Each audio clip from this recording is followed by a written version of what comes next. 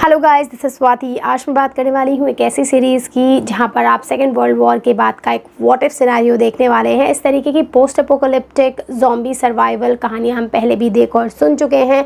Still इस series का approach मुझे काफ़ी फ्रेश लगा है। मैं बात कर रही हूँ अमेज़ॉन प्राइम पर अवेलेबल सीरीज़ फॉलआउट की, जिसमें 8 एपिसोड्स हैं जिनका रन टाइम लगभग 60 से 65 मिनट्स के बीच का है। ये हिंदी और इंग्लिश दोनों ही लैंग्वेजेस में अवेलेबल है। यहाँ पर गोर, वायलेंस, प्रोफैनिटी बहुत हाई है। अडल्ट सीन्स भी हैं जो कि माइल्ड हैं।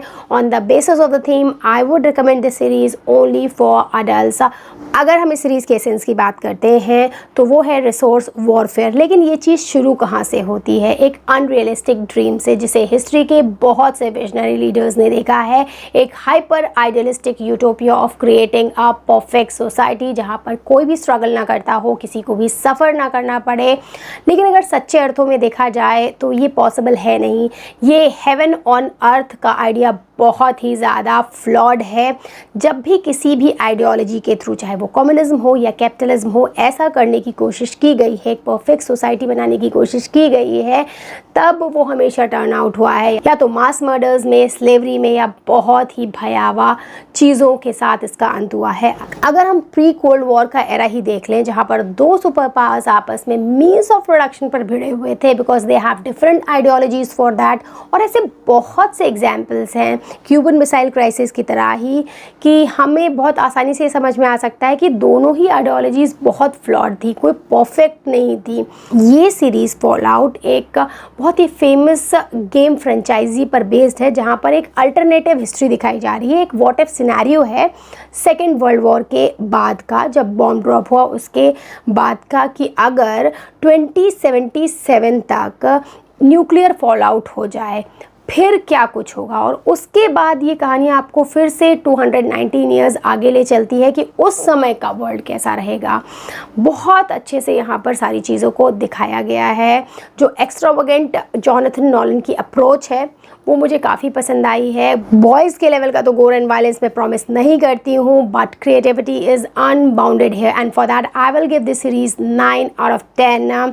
बात करती हूँ कि पूरी सीरीज़ के साथ मेरा क्या एक्सपीरियंस रहा है, और आप डिसाइड करेंगे कि आपको ये सीरीज़ देखनी है या नहीं देखनी है। इससे पहले अगर आप नए आए हैं then please subscribe. So about this series fallout, अगर हम स्टोरी की बात करते हैं तो यहाँ पर सेकेंड वर्ल्ड वॉर के बाद की एक अल्टरनेटिव हिस्ट्री दिखाई जा रही है, जहाँ पर 2077 में न्यूक्लियर फॉलआउट हो गया है। कट टू हम आते हैं 219 ईयर्स के बाद के वर्ल्ड में, जहाँ पर कुछ लोग ज़मीन के नीचे वॉल्ट बनाकर रहने लगे, जिन्हें वॉल्ट ड्वेलर्स कहते हैं। शुरू में 31, 32 और 33 वॉल्ट्स का जिक्र आता है। इन्हीं वॉल्ट्स में रहने वाली एक लड़की लूसी की सरप्राइज वेडिंग है, जो कि गॉन रॉन्ग हो जाती है। अब उसके फादर को किडनैप कर लिया जाता है। लूसी पहली बार सरफेस पर आती है अपने फादर को ढूंढते ढूंढते। उसे फाइनली अपने फादर तक पहुंचना है, और इस समय उसे समझ में आता है कि सरफेस की जो लाइफ है वो बहुत ज़्यादा डिफ़िकल्ट है, रॉ है, रफ है। यहाँ पर रेडिएशन से एनिमल्स और ह्यूमंस म्यूटेट हो गए हैं। जो क्रीचर्स हैं वो बहुत ज़्यादा डेंजरस हो गए हैं। साथ ही जो ह्यूमन हैं वो घूल्स में बदल गए इन रेडिएशन की वजह से। इन घूल्स की लाइफ तो बहुत लंबी है, लेकिन वो एक कर्स्ड लाइफ जी रहे हैं। उनकी पर्सनालिटी पूरी एक मॉन्स्टर जैसी हो गई है। इन्हीं घूल्स के बीच एक स्पेशल घूल है जो लगभग 200 ईयर्स का है। उसने न्यूक्लियर वॉरफेयर विटनेस की है। बाउंटी हंटर है। वो एक नार्सिसिस्टिक, नास्टी, बिटर कैरेक्टर है। इसकी स्टोरी फ्लैशबैक में आती रहती है और हमें पता चलता रहता है कि पहले ये ऐसा बिल्कुल नहीं था, इवन इसके जस्ट ऑपोजिट था। फिर हमारी क्यूरियोसिटी और बढ़ जाती है कि आखिर इसके साथ क्या कुछ हुआ कि वो इस तरीके से बदल गया है, और फिलहाल वो किस चीज़ के पीछे पड़ा हुआ है, कहाँ जा रहा है, उसकी लाइफ किधर जा रही है। अब दूसरी कहानी पर आते हैं। यहाँ पर विल्जिक नाम का एक साइंटिस्ट है जो एक मिस्टीरियस आर्टिफैक्ट लेकर भागा है, जिसके लिए बाउंटी दी गई है। ये जो घूल है, क्योंकि ये बाउंटी हंटर है तो वो इसी साइंटिस्ट के पीछे पड़ जाता है। लूसी अपने फादर को ढूंढते ढूंढते इसी साइंटिस्ट के कांटेक्ट में आ जाती है, और थर्ड एंट्री होती है ब्रदरहुड ऑफ स्टील के मैक्सिमस की, जो कि एक ऑर्फन है। सैंडी शेड्स नाम की जगह पर जब बॉम्ब ड्रॉप हुआ था तब उसने अपने परिवार को खो दिया था। वो अपने आप को प्रूव करना चाहता है, ब्रदरहुड में एक जगह बनाना चाहता है, जिसके लिए वो इस साइंटिस्ट को पकड़ने के लिए पीछे पड़ जाता है। अब ये घूल, लूसी और मैक्सिमस के पाथ बार बार क्रॉस होते रहते हैं या किसी न किसी तरीके से आपस में भिड़ंत होती रहती है इनकी, और एंड में जाकर न्यू कैलिफोर्नियन रिपब्लिक के बारे में पता चलता है, जिसकी लीडर मोल्डेवर एक ऐसी सच्चाई सामने लाती है जिससे इन तीनों की लाइफ किस तरीके से कनेक्टेड है पता चलती है। थ्रिलिंग एंड है, बहुत ही मज़ेदार है। सारी चीज़ें जो अभी तक बिल्डअप होती जा रही थी वो प्रॉपरली एंड में एक्सप्लेन कर दी जाती हैं। जो छोटे मोटे लूप होल्स हैं वो तो आपको नेगेटिव के फॉर्म में मिलेंगे इस सीरीज़ में। चलिए बात कर लेते हैं कुछ पॉजिटिव्स और नेगेटिव्स की। जो इस सीरीज़ का सबसे बड़ा और पहला पॉजिटिव मुझे लगा है वो है इसका फेमिलियर जोन में रहने के बाद भी हमारे लिए नए कंसेप्ट ला पाना। अगर हम इसके पोस्ट एपोकलिप्टिक वर्ल्ड को देखते हैं तो वो हमें मैड मैक्स फ्यूरी या फिर ज़ॉम्बी सर्वाइवल रेसिडेंट एविल की याद दिलाता है।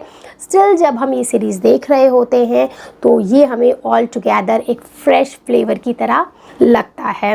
यहाँ पर जो स्टार्टिंग में मिस्ट्री बिल्डअप की गई है उसे बहुत ही बढ़िया एपिक फिनाले के साथ एंड किया गया है जिसे आप रिलिश करेंगे, लेकिन इसका मतलब ये नहीं है जो बीच का पोर्शन है वो फ्लैट है, नहीं, वहाँ पर भी एम्पल ट्विस्ट एंड टर्न्स रखे गए हैं।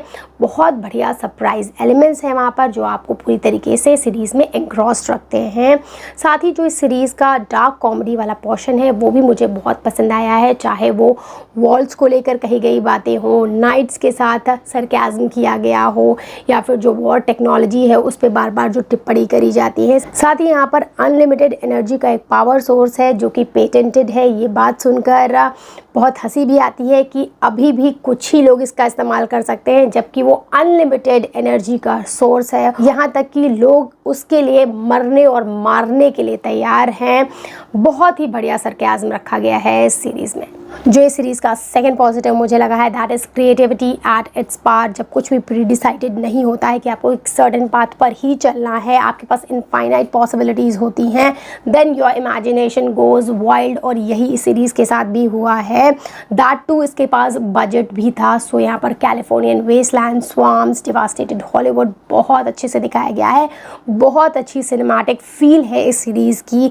साथ ही घूल, क्रीचर्स बहुत अच्छे से क्रिएट किए गए हैं कि वो रियल से लगने लगते हैं।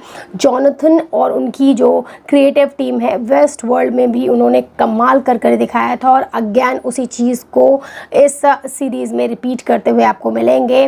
क्रिएटिविटी के लेवल पर मुझे यहाँ पर किसी भी तरीके की लेड बैक अप्रोच नहीं लगी है। ऐसा लगा है everybody is trying their level best, जो कि आपको इस सीरीज़ में मिलता है।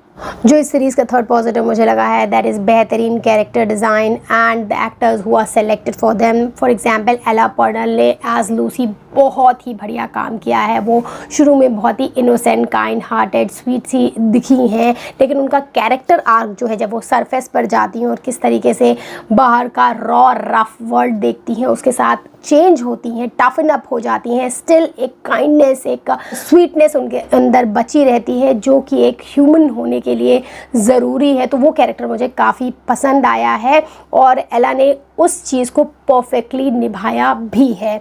दूसरा है मैक्सिमस का कैरेक्टर जिसे निभाया है एरन मॉर्टन ने। उनके साथ चाइल्डहुड ट्रॉमा अटैच है, उनकी अपब्रिंगिंग एक ब्रदरहुड में हुई है, सो बहुत सारे कंसेप्ट्स उनके नहीं क्लियर हैं।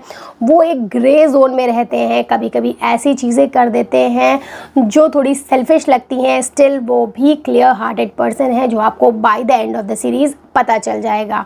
जो थर्ड कैरेक्टर मुझे खासा पसंद आया है दैट इज़ ऑफ कूल, जिसे निभाया है वॉल्टन गॉगिन्स ने। फ्लैशबैक में वो कूपर हावर्ड का भी रोल प्ले करते हैं, और यहाँ पर शुरू में ये जो कूपर है ये हाई मोरल का इंसान है, वॉर वेटरन है, सेलिब्रेटेड एक्टर है, और बाद में कुछ ऐसी चीज़ें विटनेस करता है जिसे बहुत ज़्यादा नास्टी, नार्सिसिस्टिक, बिटर इंसान में बदल जाता है या कहीं घूल में बदल जाता है। तो इनका जो कैरेक्टर आर्क है वो मुझे खासा पसंद आया है। अब अगर हम इस सीरीज़ के ड्रॉबैक की बात करते हैं तो जो पहला नेगेटिव है, क्या हम इसे एक एपिक वेस्टलैंड थ्रिलर कह सकते हैं? नहीं, इस सीरीज़ के पास कुछ बहुत बड़ी बड़ी अपॉर्चुनिटीज़ थी जो इसने खो दी हैं। लाइक जो फास्ट पेस है वो थ्रू आउट द सीरीज़ ये मेंटेन रखते तो अच्छा रहता, बट कहीं कहीं पर ये काफ़ी स्लो हो जाती है। जो दूसरी चीज़ है कि जो गोर एंड वायलेंस का लेवल है वो थोड़ा एक नॉच ये और बढ़ा सकते थे, इनके पास पॉसिबिलिटी थी बट इन्होंने वो चीज़ नहीं करी, तो वो गोर एंड वायलेंस का जो नॉच है वो थोड़ा नीचे ही रह जाता है और वो मिसिंग लगती है चीज़। सेकेंड नेगेटिव, मुझे ये सीरीज़ थोड़ा कॉमेडिज्म की तरफ बायस लगी है। May be that is the need of the game mythology. Still कुछ लोग इससे ऑफेंड हो सकते हैं, तो मेरी गुजारिश है कि आप ओपन माइंड रख के ये सीरीज़ देखें। अब अगर हम थर्ड नेगेटिव की बात करते हैं तो कुछ ऐसे सीन्स हैं जो डेफिनेटली आपको इलॉजिकल लगने वाले हैं। साथ ही कुछ ऐसे सब प्लॉट्स हैं जिन्हें अनएक्सप्लेन रखा गया है। ऑलमोस्ट हर एपिसोड में आपको कोई ना कोई फ्लॉ मिल जाएगा इन्हीं चीज़ों से रिलेटेड। जैसे कि अगर हम घूल की बात करते हैं तो ये एक ज़ॉम्बी जैसा प्राणी है जिसकी मेमोरी और बॉडी डिटेरिएट होती रहती है बाय द टाइम। जितने भी और घूल दिखाए गए हैं वो ना ही इतने एडवांस हैं, ना ही इतने ज़्यादा वेल लुकिंग हैं, लेकिन स्पेसिफिकली यही घूल बिना किसी एक्सप्लेनेशन के बहुत ही रिसोर्सफुल है। इसकी मेमोरी भी इंटैक्ट है और बॉडी भी प्रॉपरली इंटैक्ट है। तो ऐसे कैसे पॉसिबल है, इसे नहीं बताया गया है। सेकंड जो चीज़ मुझे बहुत ऑकवर्ड लगी है दैट इज़ वॉल्ट्स को लेकर कि 32 वॉल्ट के बारे में 31 और 33 को 2 साल तक पता ही नहीं चला। तो ऐसी ही आपको चीज़ें इसमें मिलने वाली हैं जो कभी कभी आपको इरिटेट कर जाएंगी। बाकी सीरीज़ में जो कुछ भी दिखाया गया है उसने मुझे शुरू से लेकर आखिरी तक बांधे रखा है। मैंने इस सीरीज़ को फुल इंजॉय किया है। That's it from my side. Bye bye.